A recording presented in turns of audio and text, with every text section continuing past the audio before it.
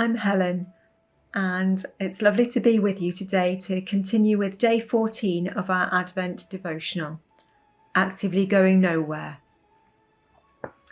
Today's verses are from Ruth chapter 2, verses 21 to 23. Then Ruth the Moabite said, "He even said to me, 'Stay with my workers until they finish harvesting all my grain.'" Naomi said to Ruth, her daughter-in-law, "It will be good for you, my daughter, to go with the women who work for him, because in someone else's field you might be harmed." So Ruth stayed close to the women of Boaz to glean until the barley and wheat harvests were finished, and she lived with her mother-in-law.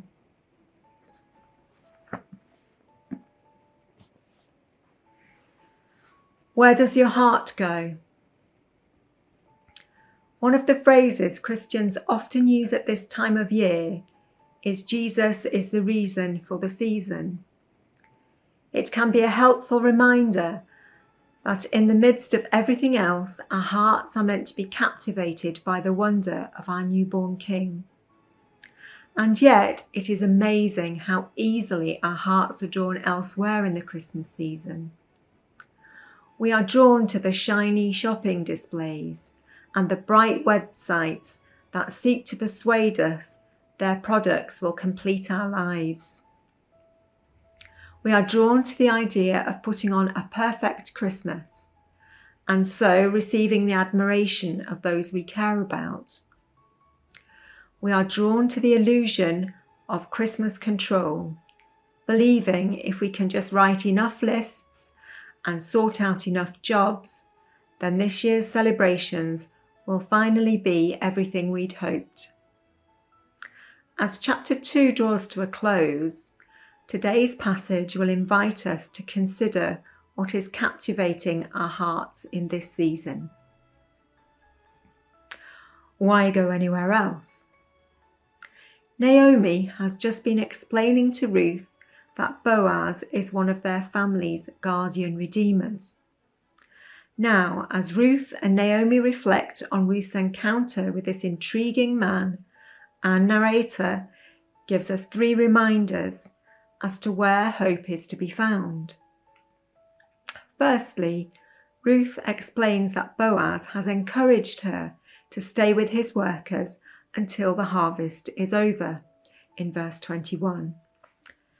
Secondly, Naomi responds to Ruth by stating her own recommendation that staying with Boaz will be good for you, in verse 22.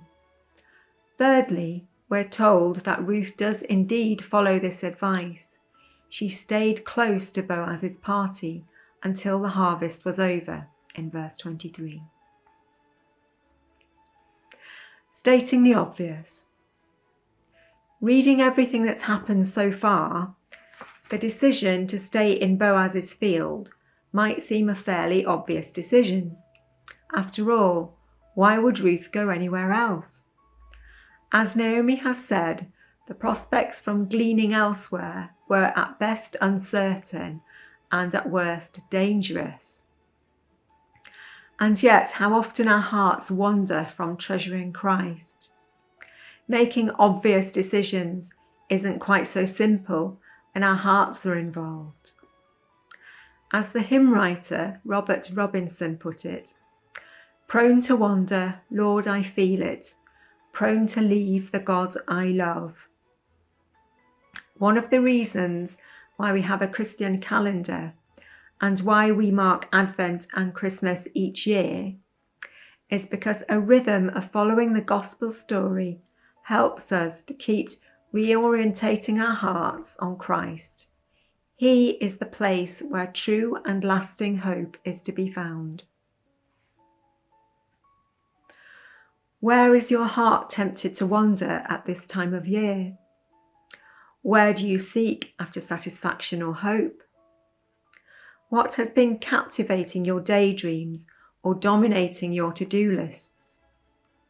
Remind your own heart about how good it is to remain with your Redeemer and turn back to him in prayer now.